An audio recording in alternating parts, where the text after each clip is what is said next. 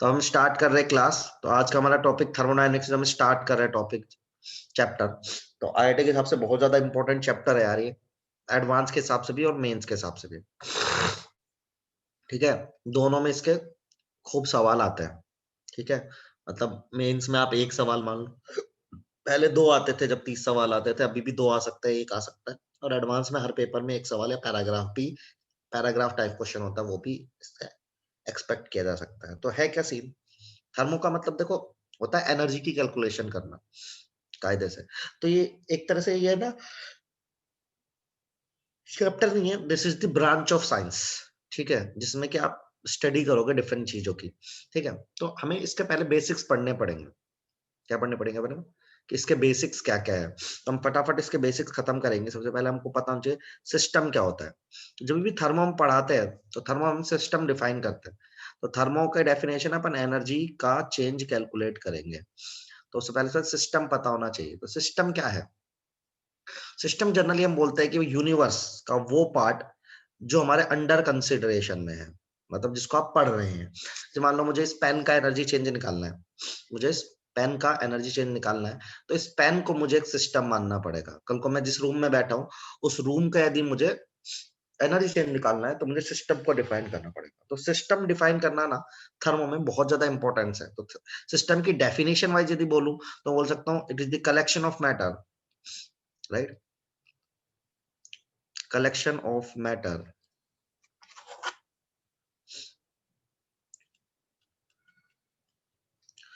surrounded by boundary।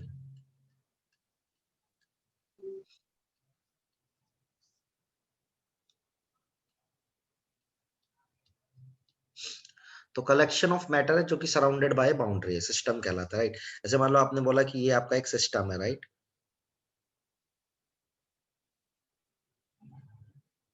तो अब जो भी पार्ट बचा अपार्ट फ्रॉम सिस्टम, सिस्टम के चारों तरफ क्या होता है बेटा? सराउंडिंग।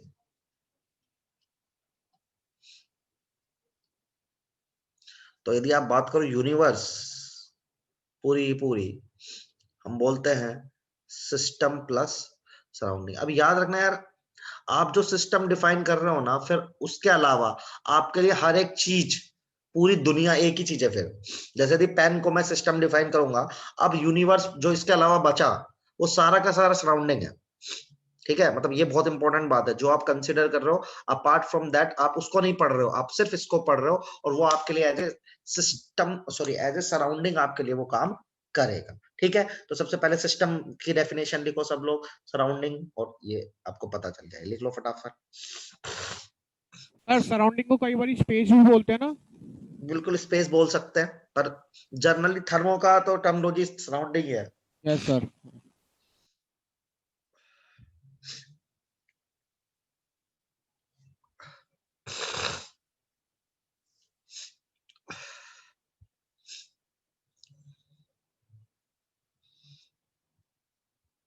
लिख लिया सर।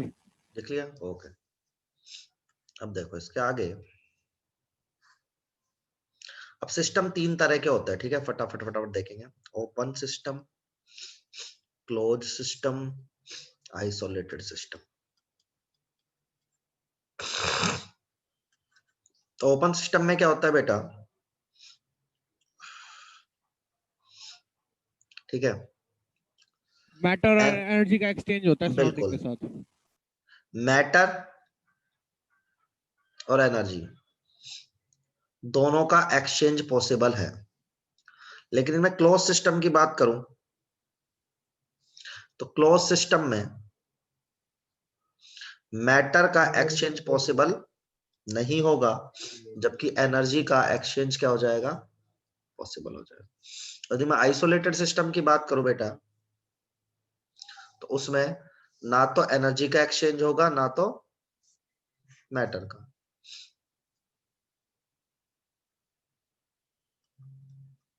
ना एनर्जी। सही है। अच्छा, आइसोलेटेड सिस्टम का एग्जांपल देखो, ओपन सिस्टम का तो आपने कंटेनर लिया, आप उसको हीट करने लग गए, भगोना लिया और आप उसको हीट करने लग गए, तो ओपन सिस्टम बन गया। आपने उसके ऊपर एक ढक्कन रख दिया है ना, तो क्लोज सिस्टम बन गया। आइसोलेटेड सिस्टम का एग्जांपल कोई दे सकता है मुझे? परफेक्ट आइसोल, पहली बात तो परफेक्ट आइसोलेटेड सिस्टम एग्जिस्ट करता नहीं है। ठीक है, लेकिन फिर भी कुछ लोग बोलते हैं जो थर्मस होती है ना, वो एक आइसोलेटेड सिस्टम होती है, लेकिन मैं उसको नहीं मानता हूँ। आप, मैं बताता हूँ आप क्या है आइसोलेटेड सिस्टम का एग्जांपल। इसके एग्जांपल के लिए अपना पूरी यूनिवर्स को एक सिस्टम मान लो, तो इसका सराउंडिंग क्या होगा, कोई बता सकता है? सर पूरी इसका यूनिवर्स को एक सिस्टम मान लो। Sir multiverse. हाँ, मल्टीवर्स। मल्टीवर्स तो होता ही नहीं, कुछ यूनिवर्स के आगे तो कुछ है ही नहीं ना। तो जब भी आपने यूनिवर्स को पूरा एक सिस्टम मान लिया, तो आप उसका सराउंडिंग डिफाइन नहीं कर पाओगे। तो परफेक्ट आइसोलेटेड सिस्टम का एग्जांपल देना, तो पूरी यूनिवर्स को बोल दो पूरा सिस्टम। तो पूरी यूनिवर्स को एक सिस्टम मान लोगे, तो उसका सराउंडिंग नहीं है, तो फिर एक्सचेंज भी पॉसिबल नहीं है। ठीक है, ओपन सिस्टम का एग्जांपल तो ह्यूमन बॉडी है, जैसे जनरली पूछा जाता है। क्लोज का तो फिर रैंडम चेंज होता रहता है, कोई दिक्कत नहीं। तो ये लिख लीजिए टाइप ऑफ सिस्टम।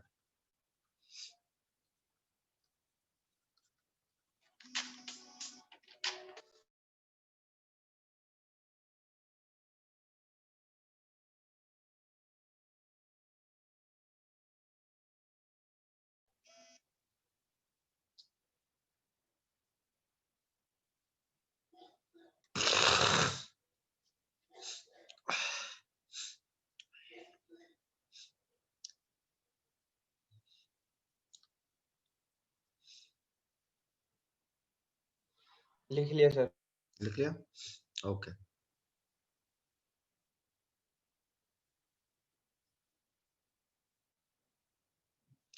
अब देखो, अब टाइप ऑफ सिस्टम बता दिया, अब हम देखेंगे स्टेट ऑफ सिस्टम।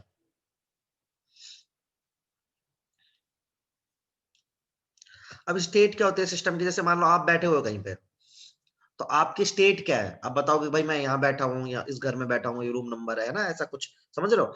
तो एक सिस्टम की स्टेट कैसे? मान लो कि मान लो आपका एक डब्बा है, इसके अंदर आपने एक गैस भर दी, तो इसकी स्टेट क्या? आप ये बोलोगे भाई इसका इतना प्रेशर है, इतना वॉल्यूम है, इतना टेम्परेचर है, सही बात है। तो state of system, it is defined by, right, ये बोल सकते हैं it is the present condition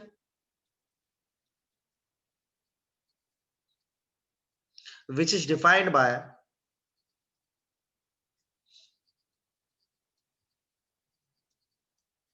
measurable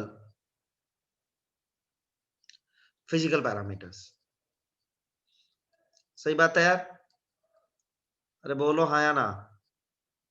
मतलब कोई हाँ भी सर। सिस्टम रखा है, तो उसका कुछ ना कुछ बताओगे भाई, इतना प्रेशर है, इतना वॉल्यूम है, या टेम्परेचर है, इतना रिफ्रैक्टिव इंडेक्स है, तो कुछ ना कुछ बताओगे। आप बताओ, ईमानदारी बता सकते हो? ईमानदारी, जैसे मैं और बोलूं कि मैं और निर्मल है, या मैं और सुशांत है, हम दोनों सिस्टम है, तो ईमानदारी एक पैरामीटर बता दो, तो ईमानदारी को नाप सकते हो क्या आप? No sir. तो वो एक फिजिकल पैरामीटर नहीं होगा। फिजिकल पैरामीटर्स वही होंगे जिनको हम मेजरेबल होंगे, जिनको हम नाप सकेंगे। ठीक है, अब ये कई तरह का है, इनका दो तरह का क्लासिफिकेशन है। ठीक है, पैरामीटर्स को दो तरह से क्लासिफाई किया गया है। एक तो करते हैं इंटेंसिव एक्सटेंसिव, अभी मैं पढ़ाऊंगा आपको। एक तरीका इनको क्लासिफाई करने का ये है, एक तरीका है पाथ फंक्शन और स्टेट फंक्शन। तो ये मैं भी दोनों पढ़ा दूंगा आपको फटाफट।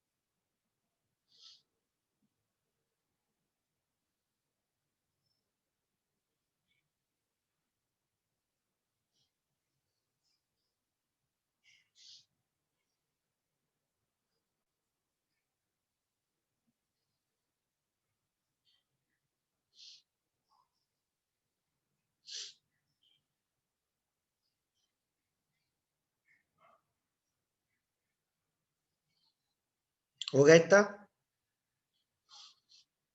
हाँ सर। चलो बढ़िया। अब देखो, अब हम आपको पढ़ाते हैं एक्सटेंसिव और इंटेंसिव। तो देखो, एक्सटेंसिव मतलब क्या होता है, पहले एक एग्जांपल देते हैं, एग्जांपल से समझ में आ जाएगा। जैसे मान लो एक सिस्टम है, ठीक है, इस सिस्टम का मान लो वॉल्यूम है V, टेम्परेचर है T। अब मैंने क्या किया, इस सिस्टम को दो पार्ट में डिवाइड कर दिया। अब इसका वॉल्यूम कितना हो जाएगा बोलो, इधर वाले हाफ हो पार्ट का, जाएगा V/2 इधर का भी। टेम्परेचर कितना हो जाएगा, T। सेम रहेगा ना? T/2 हो गया, सेम रहेगा। सेम रहेगा। सेम रहेगा सर। सेम। सोचो T/2 हो जाता तो मजा ही नहीं आ जाता, अपन ऐसे सिस्टम को तोड़ तोड़ के बर्फ जमा देते। सही नहीं है क्या? मान लो 30 डिग्री टेम्परेचर आता, अगर आप 15 और कड़ा 7.5 और कड़ा 3.5 और कड़ा 1.5, समझ रहे हो?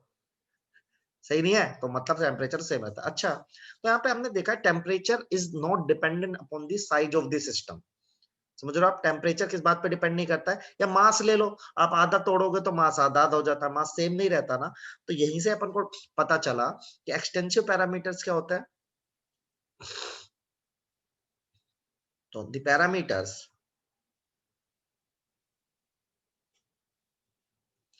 which depends upon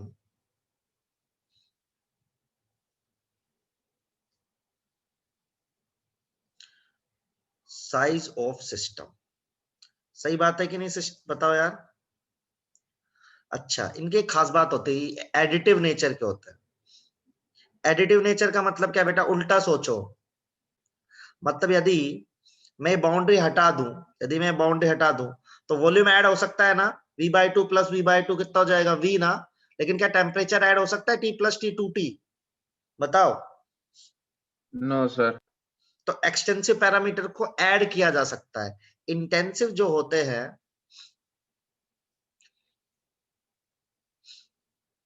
तो आप याद कैसे रखेंगे? जैसे आप बचपन में अपोजिट वर्ड याद करते थे, इनकम्प्लीट, याद है आपको?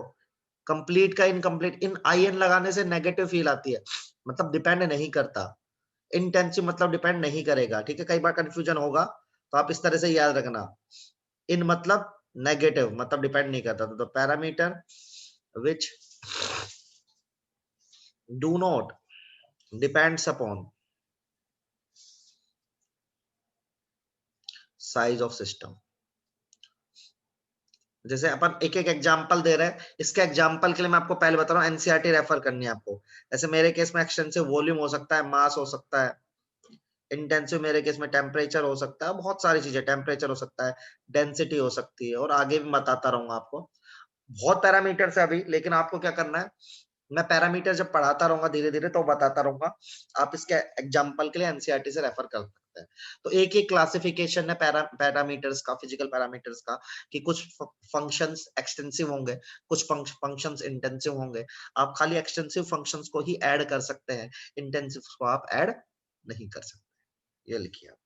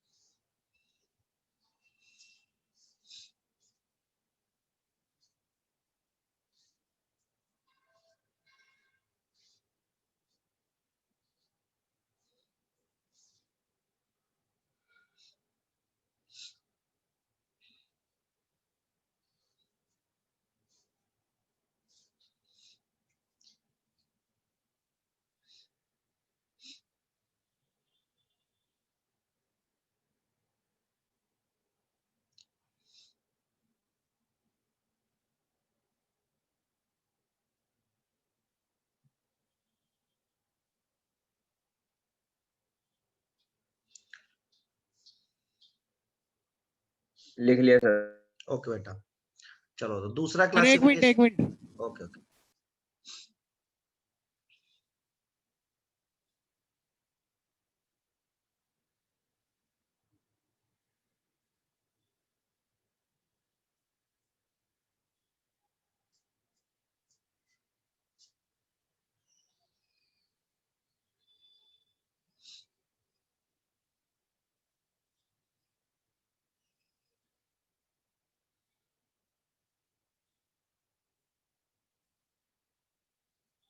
हो गया? Sir done. ओके, तो देखो अब ना एक क्लासिफिकेशन है पाथ और, कि आपको पहले से पता होगा, राइट? पाथ फंक्शंस क्या होता है? जैसे डिस्टेंस और डिस्प्लेसमेंट है, सबने पढ़ रखा है ना? सही बात नहीं, ऐसे चला मैं कहीं से भी आया और यहाँ पे आ गया, तो डिस्टेंस कितना है जो भी मैंने कवर किया, और डिस्प्लेसमेंट कितना है बताओ? 0। तो डिस्प्लेसमेंट कैसी क्वांटिटी है जो इस बात पे डिपेंड नहीं करती कि आप कैसे चल के आए, राइट? किस पे डिपेंड करता है? इनिशियल और फाइनल पोजीशन पे। तो पाथ फंक्शन क्या होता है? The functions which depends upon, distance covered. Which depends upon path लिख रहा हूं, ठीक है? हाँ, okay which sir. Depends upon path. पहली बात तो उनकी यही होती है, ठीक है? और जो हमारे स्टेट फंक्शन होते हैं,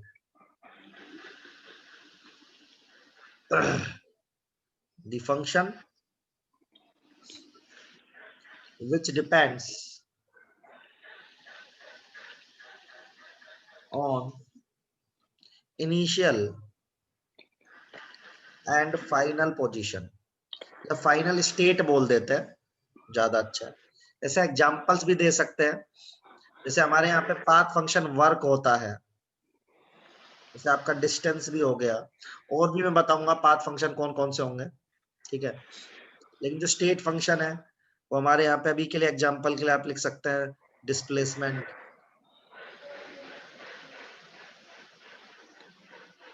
है ना? और बताएंगे, अभी इंटरनल एनर्जी भी बताऊंगा, अभी चीजें बताऊंगा। तो जब मैं बताता रहूंगा तो मैं डिफाइन करता रहूंगा कि कौन क्या है। किसी का माइक यार अनम्यूट है, वो म्यूट कर लो प्लीज। चलो ये भी लिखो फटाफट।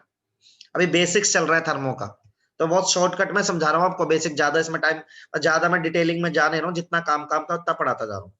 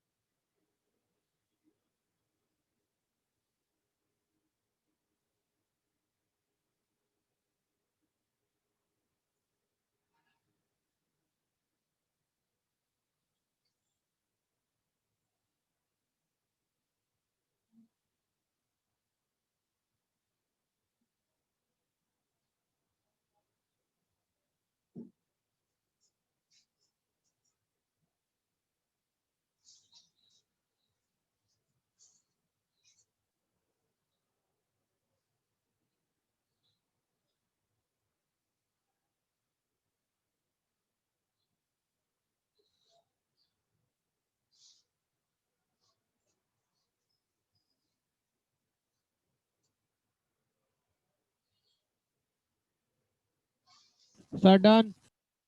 डन? ओके बेटा, चलो अब देखो,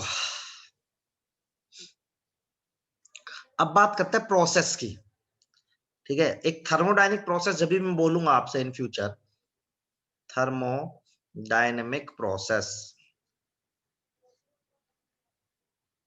तो क्या होता है थर्मोडायनेमिक प्रोसेस बेटा? जैसे मान लो आपका एक सिस्टम है,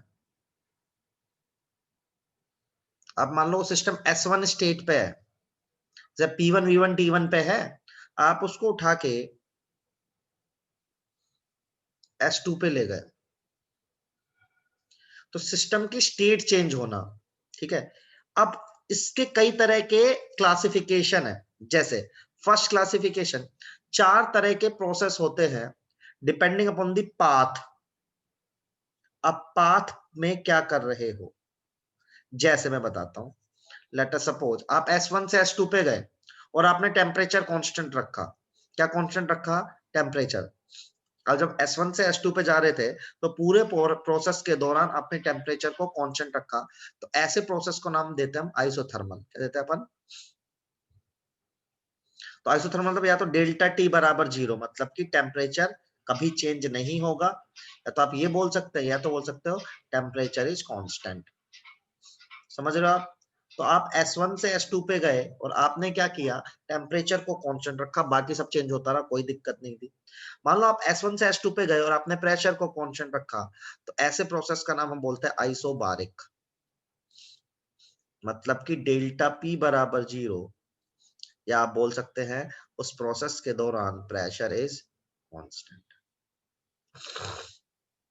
आप हो सकते हैं वॉल्यूम कांस्टेंट रखे, तो प्रोसेस का नाम हो जाएगा बेटा आइसोकोरिक। यहाँ पे आप बोलेंगे डेल्टा V बराबर 0 है सर, और वॉल्यूम एच कांस्टेंट। समझ रहे हो सब लोग? ये बात समझ रहे हो क्या यार? जब आप S1 से S2 पे जा रहे हो, एक और फोर्थ पैरामीटर है हीट, लेकिन हीट मैंने आपको पढ़ाया नहीं है अभी तक, लेकिन मैं पढ़ाऊंगा आगे। उसको बोलते हैं एडियाबैटिक, हाँ सर, एडियाबैटिक। और मैं इसको पढ़ाऊंगा आपको। इस प्रोसेस में नो आप टेम्परेचर चेंज। हीट चेंज को 0 रखते हैं, मतलब Q इज कांस्टेंट। तो ये भी मैं आपको बताऊंगा कैसे होगा। हीट और टेम्परेचर अलग अलग चीज है, ये याद रखना। टेम्परेचर फिजिकल पैरामीटर, हीट कुछ अलग चीज है, मैं बताऊंगा आपको अभी। ओके ठीक है, सर। चलो एक बार ये लिखो।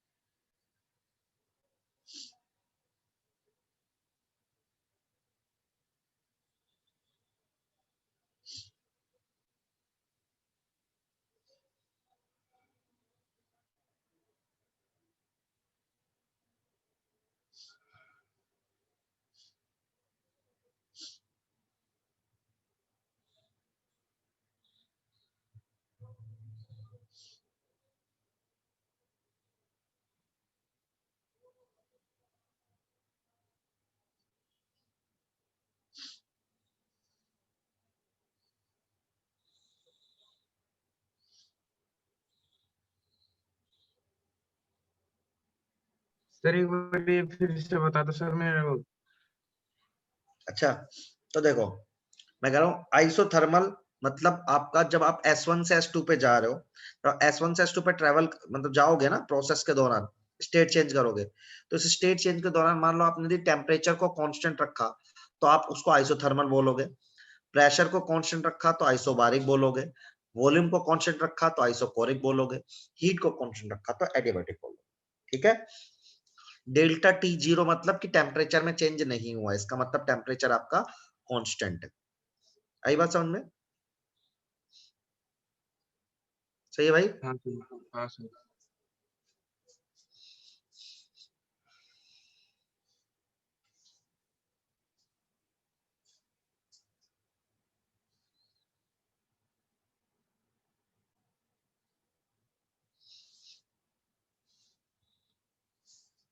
सर एक बार पीछे का और दिखा दो, यहाँ नेटवर्क प्रॉब्लम है ना, मेरे पीछे का डिस्कनेक्ट हो गया, तो एक बार। कोई नहीं, देख ले, ले।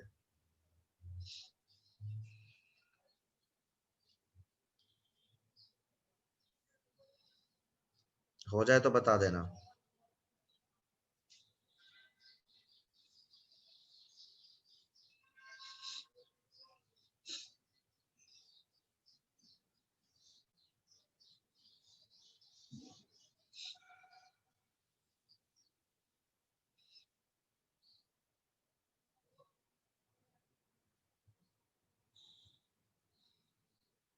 बढ़ो आगे। Yes sir. तो देखो, एक मैंने इस तरह से क्लासिफिकेशन करा कि आप प्रोसेस को कैसे कर रहे हो, सॉरी आप पाथ में क्या कांस्टेंट रख रहे हो। एक और क्लासिफिकेशन था प्रोसेस का कि आप किस तरीके से आप प्रोसेस को कर रहे हो, तरीका क्या है आपका करने का। ठीक है, तो उसमें एक होता है रिवर्सेबल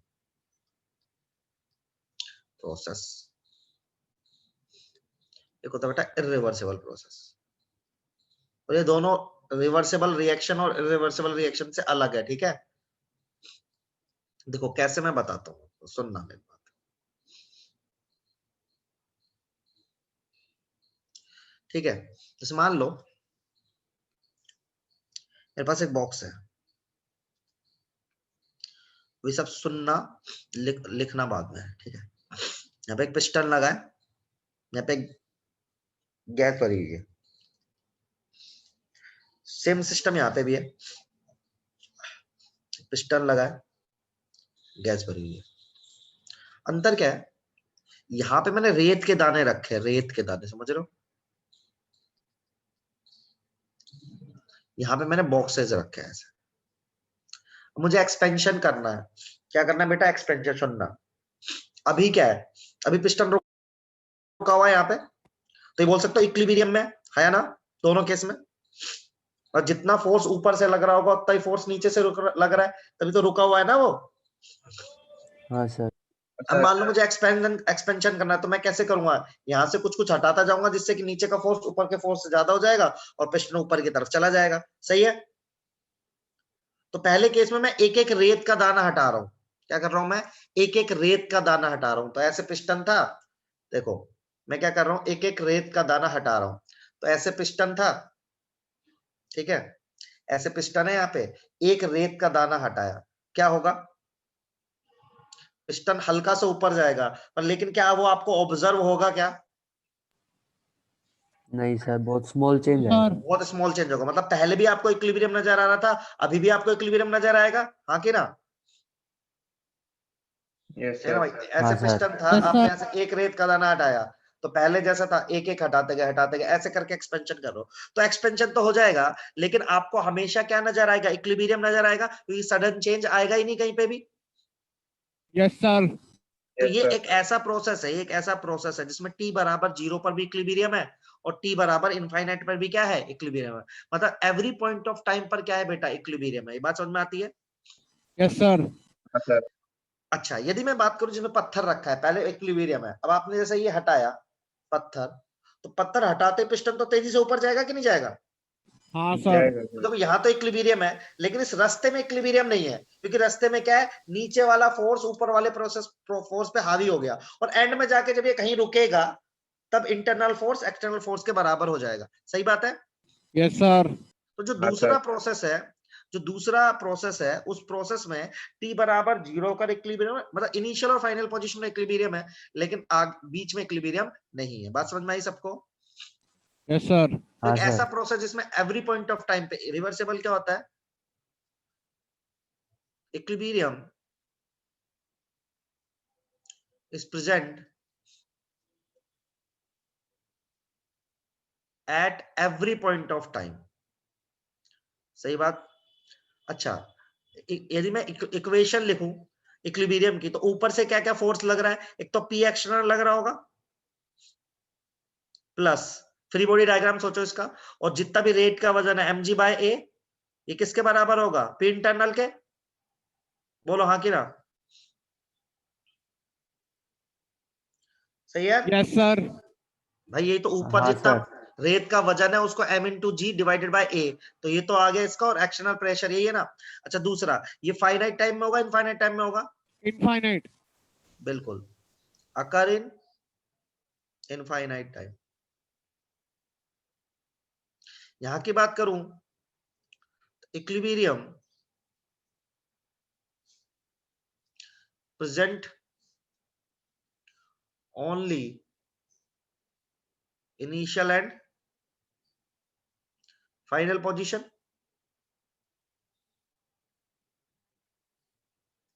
और ये फाइनाइट टाइम में होगा, सही है ना, अकर इन फाइनाइट टाइम।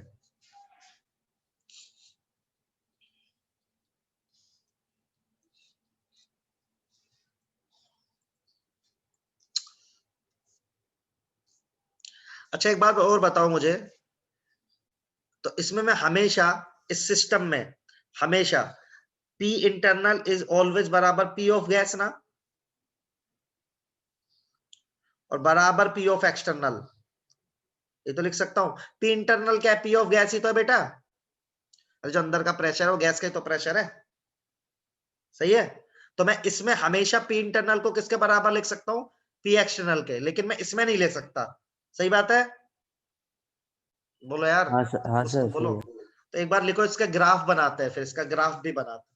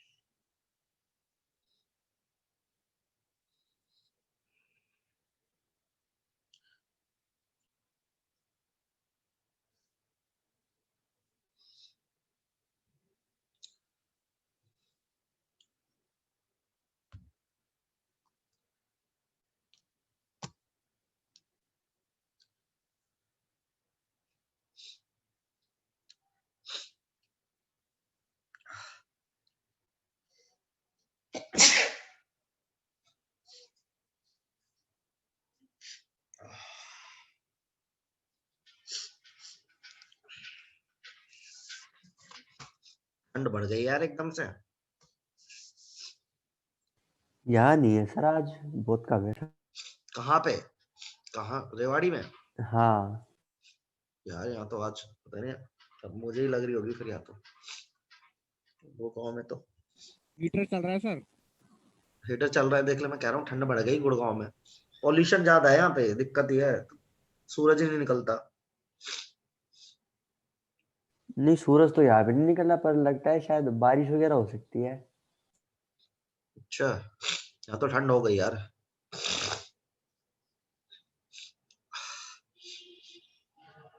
मैं तो कल ऐसे हवा में चला गया था, मेरे को बुखार हो गया था रात में,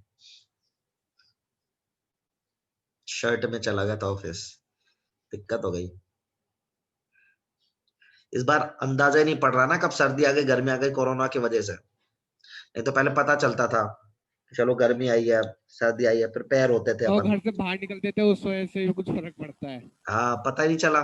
हाँ। तब मार्च से और दिसंबर कब आया है, तो ऐसा लगता है खट से आ गया। यस सर, बस सोए हुए थे बीच में। और अभी तो फिर से लॉकडाउन वॉकडाउन बोल रहे हैं दिल्ली में। दिल्ली तो कंफर्म है सर, दिल्ली में तो लगेगा।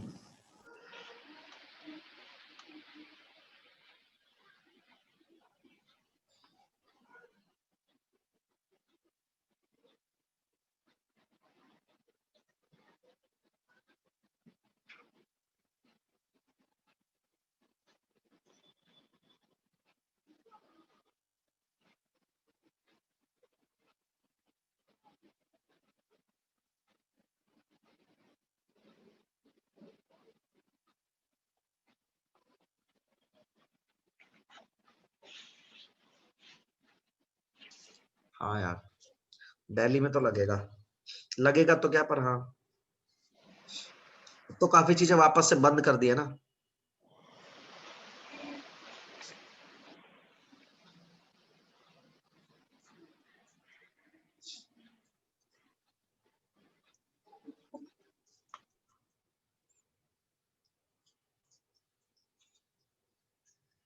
इतना हो गया क्या?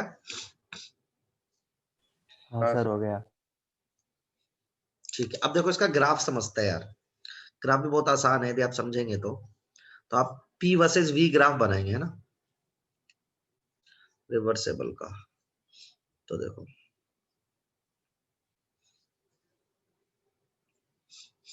यहाँ पे प्रेशर है,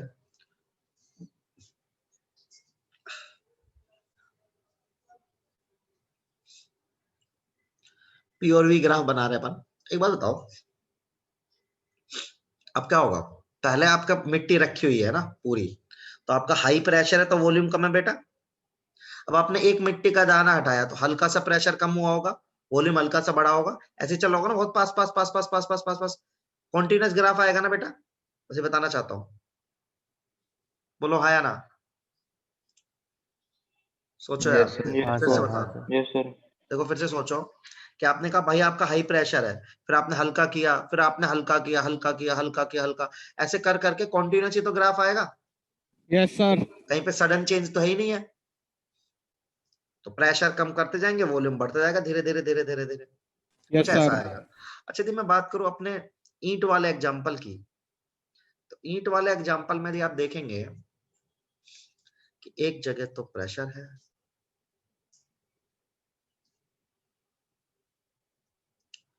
ठीक है। अच्छा, ईंट वाले एग्जांपल में देखो यार, आप एक बारी को सुनना। पहले आपका हाई प्रेशर है बेटा, आपने यहाँ पे हाई प्रेशर है, अब आपने एकदम से पत्थर हटा दिया, तो एकदम से पत्थर हटा दिया तो पिस्टन तो एकदम से ऊपर चला गया, गैस Yes, तो टाइम sir. लेगी ना थोड़ा एक्सपेंड होने में, यस सर। लेगी नहीं लेगी। तो आपका हाई प्रेशर था, आपने पत्थर हटा, प्रेशर एकदम से कम हो गया, लेकिन वॉल्यूम थोड़े टाइम के बाद बढ़ेगा। फिर आपने एक और पत्थर हटाया, तो आपका ग्राफ कैसा आएगा बेटा? डिस्कंटीन्यूअस आएगा।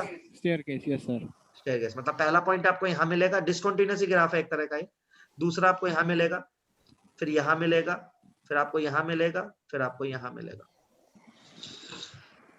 समझ रहे हो आप? तो ये इरिवर्सिबल का कर्व है, रिवर्सिबल का कर्व है। ये ग्राफ यार ये बाद में यूज करूंगा मैं डेरिवेशंस में, तो अभी ना सुनना है तो अभी पूछ लेना, क्योंकि अभी ये ग्राफ समझ में आने लगेंगे ना तो सही हो जाएगा।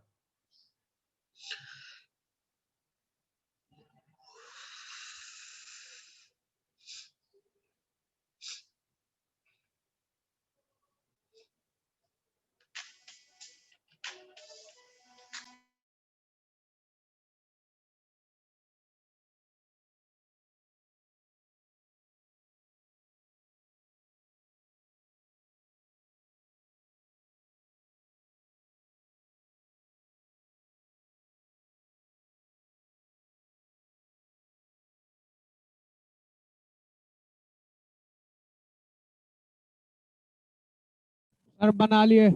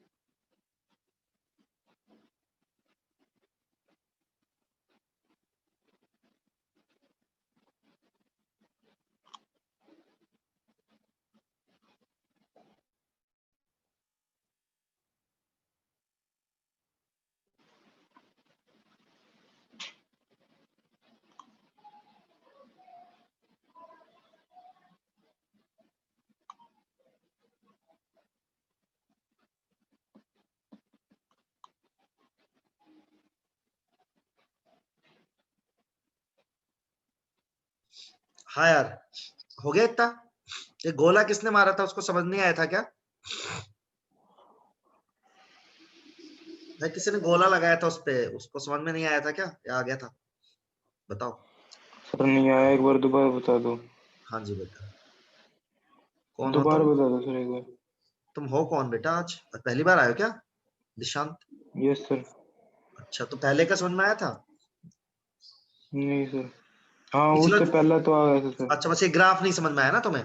देख सीन क्या है, देख तू, तेरे को पता चल रहा ना इरिवर्सिबल हो कैसे, तू पत्थर हटा रहा है एकदम से, तो ऐसे सोच लड़के, देख मैं तुझे बताता हूँ, तुझे ग्राफ ऐसे समझाएगा।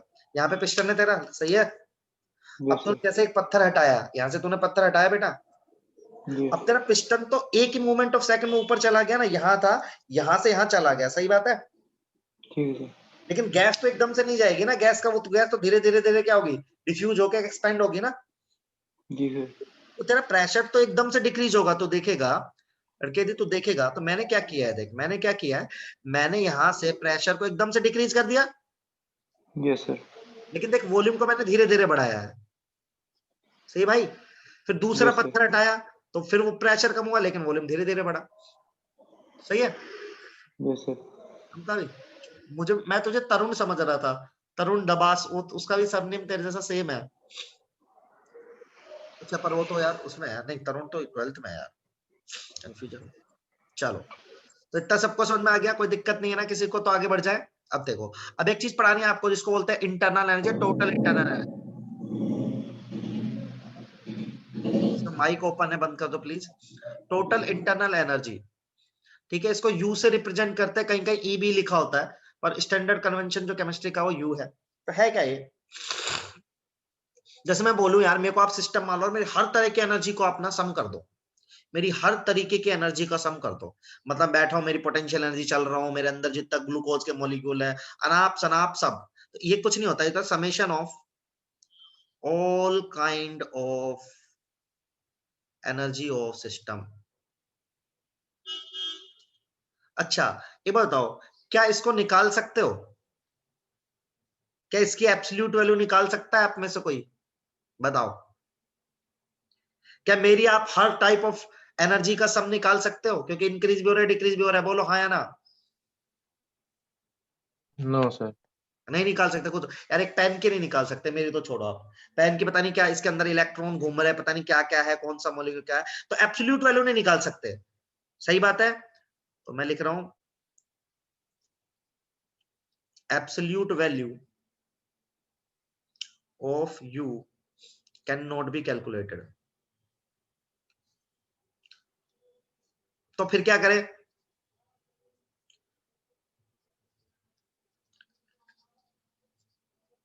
पर डेल्टा यू तो निकाल सकते हैं, but we can find out delta U. जैसे देखो, एक बात सुनो, मान लो इसकी एनर्जी है यहाँ पे U1, इस पेन की एनर्जी यहाँ पे कितने U1, यहाँ सरफेस है, मैं इसको यहाँ पे लेके चला गया, यहाँ पे एनर्जी हो गई U2, U2 माइनस U1 क्या आएगा, कोई बताएगा? यहाँ पे 0 हाइट पे रखा हुआ था, यहाँ से h हाइट पर चला गया ये, तो यहाँ पे U1 एनर्जी थी, यहाँ पे U2 माइनस U1 कितना है बोल? U2 आएगा सर। क्या mgh नहीं आएगा? mgh। हाँ सर। ऐसे तो करता है फिजिक्स में। हाँ सर। हाँ अरे यार, आपको क्या ऑब्जेक्ट की टोटल एनर्जी थोड़ी ना पता होती है, पोटेंशियल? आप तो हमेशा चेंज ही निकालते हो भाई उस हाँ सर। पोजीशन के रेस्पेक्ट में। हाँ सर। के Q1 Q2 भाई आर स्क्वायर, आर कहीं ना कहीं ओरिजिन, तो ओरिजिन के रेस्पेक्ट में तो काम करते हो नहीं करते हो बताओ? Yes sir. उस ओरिजिन को आप जीरो मान लेते हो, बस ये दिक्कत है। हम यहाँ पे जीरो नहीं मान रहे, सही बात है कि नहीं है बोलो? यस सर, हाँ सही है। सर। बढ़िया, तो ये बात समझ में आ गई सबको, तो हम हमेशा डेल्टा यू निकालेंगे। क्या निकालेंगे? हमेशा डेल्टा यू। डेल्टा यू निकालना आसान है, हम डेल्टा यू निकाल लेंगे। अच्छा, अब ये स्टेट फंक्शन, ये बताओ एक्सटेंसिव होना चाहिए इंटेंसिव होना चाहिए? थोड़ा दिमाग लगाओ। जैसे बोलूं, इस रूम की एनर्जी और इस पूरे यूनिवर्स की एनर्जी अलग अलग होगी, सेम? अलग सर अलग होगी बहुत सर। फर्क होगा। तो कैसा हुआ? एक्सटेंसिव। अब ये पाथ फंक्शन है या फिर स्टेट फंक्शन है? स्टेट फंक्शन होगा सर ये। स्टेट। बिल्कुल सही बात है, खुद सोचो।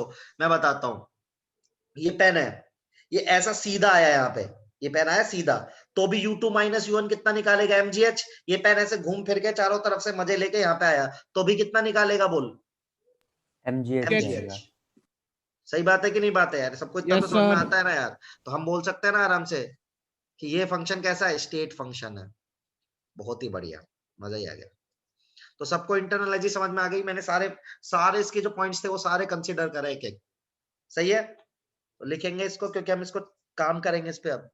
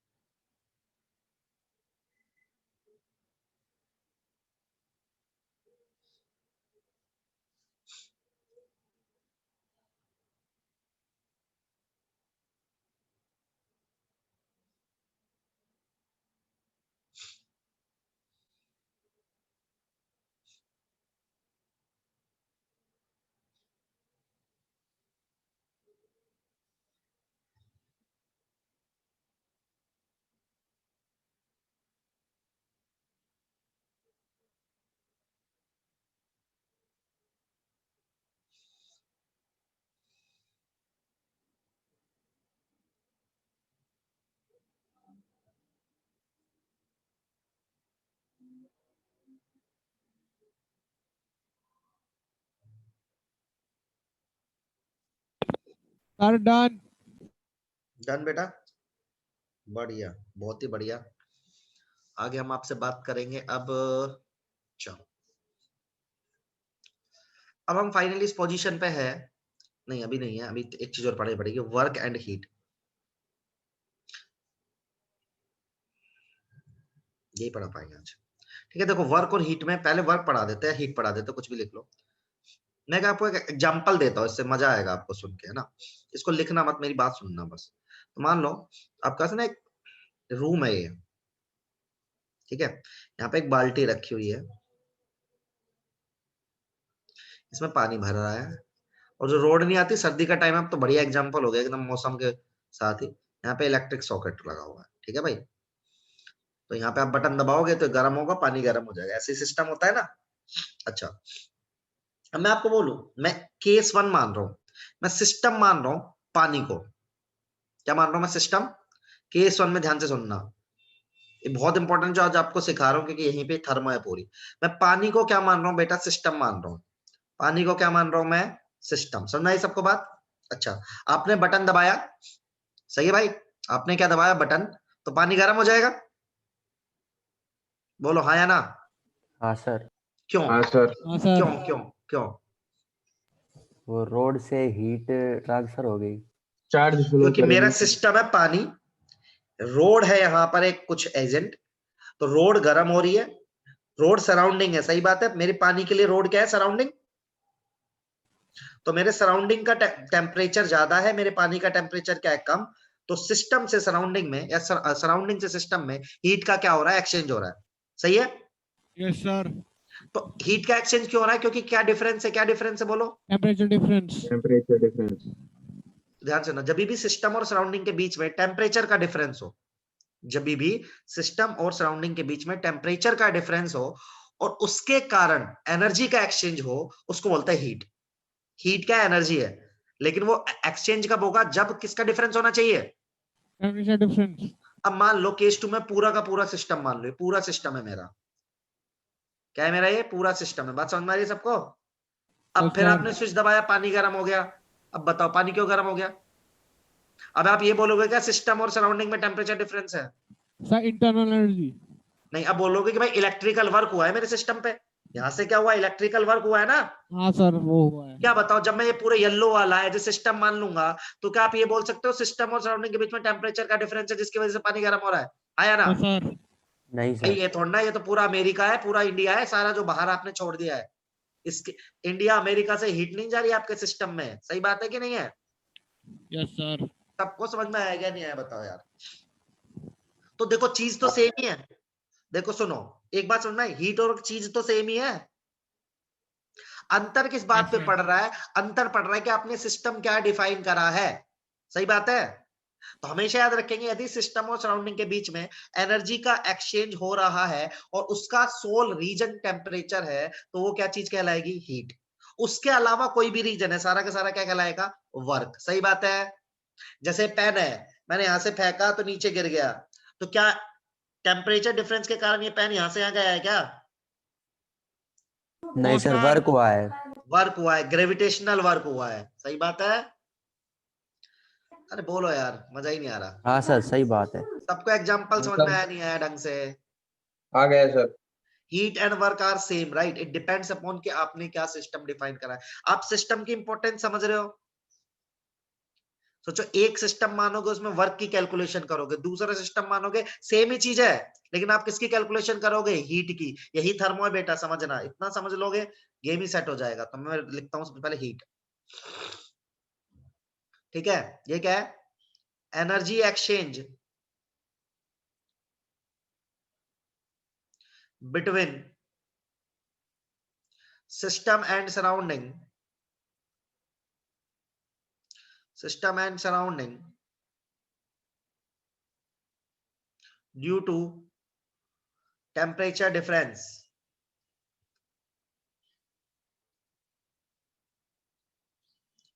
सही है भाई? डिफरेंस की स्पेलिंग गलत हो गई, बहुत ही बड़ी लिखती। अच्छा एक बात बताओ, यदि हीट एब्जॉर्ब होगी सिस्टम में, हीट एब्जॉर्ब होगी, तो इंटरनल एनर्जी का क्या होगा? कोई बताएगा? इंक्रीज हो जाएगी। परफेक्ट। बढ़ेगी सर। और यदि उल्टा लिख दूं बेटा तो उल्टे में भी आप कंफर्टेबल तो हो ही हो। तो ये इंटरनल एनर्जी था, internal increase, internal energy increase.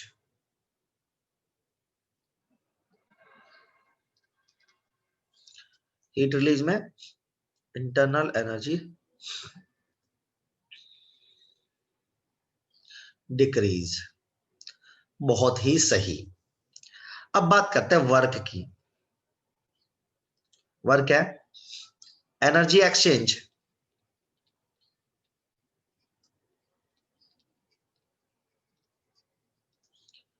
Between system and surrounding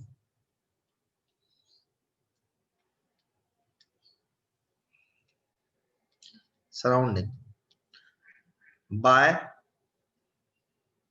other agent, by other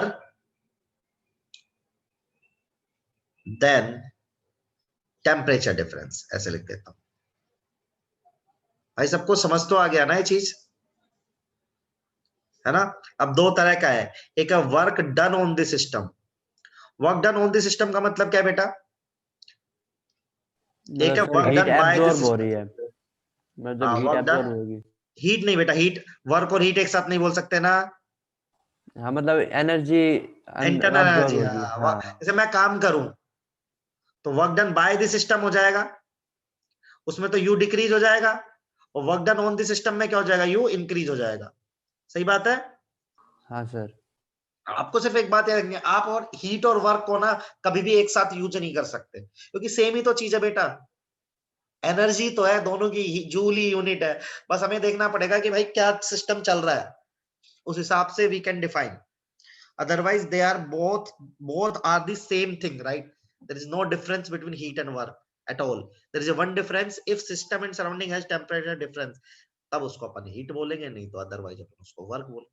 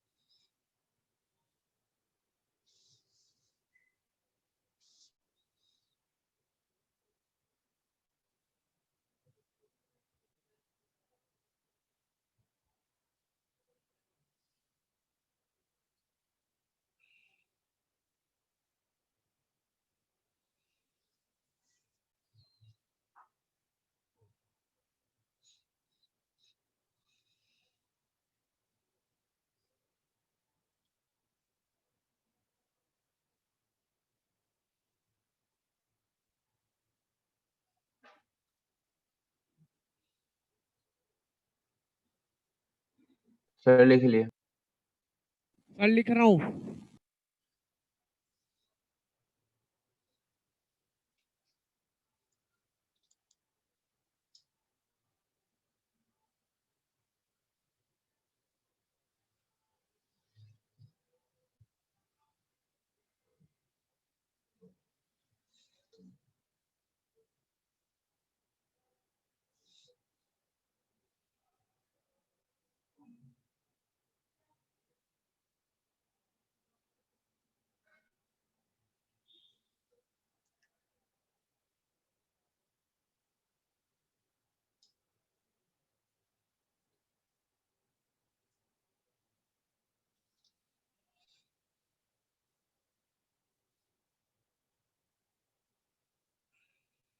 sir done. बस एक लास्ट चीज आज पढ़ानी है, साइन कन्वेंशन। तो हम साइन कैसे कैसे लेते हैं, ठीक है? तो देखो, सॉरी, तो हमारे पास क्या होता है, सिस्टम है ना हमारा जो,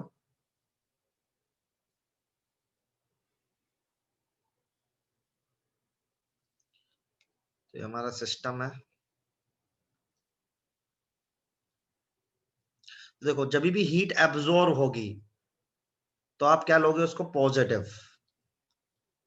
जब भी हीट रिलीज होगी तो आप उसको क्या लोगे बेटा, नेगेटिव। थोड़ा उल्टा बना दिया मैंने, इस तरफ से बनाता हूँ, वर्क का ऑन समझ में आएगा। तो जब भी हीट एब्जॉर्ब होगी तो पॉजिटिव लोगे बेटा, क्यों? रिलीज होगी तो क्या लोगे आप, नेगेटिव लोगे। Work done on the system, W, क्या लोगे आप, पॉजिटिव। और work done by the system, वो लोगे नेगेटिव। ये हमारा फिक्स कन्वेंशन है। ये फिजिक्स से थोड़ा सा अलग है, यहीं से ही फिजिक्स केमिस्ट्री की थर्मो थोड़ी अलग हो जाएगी फिजिक्स से, ठीक है। ये work done by the system है,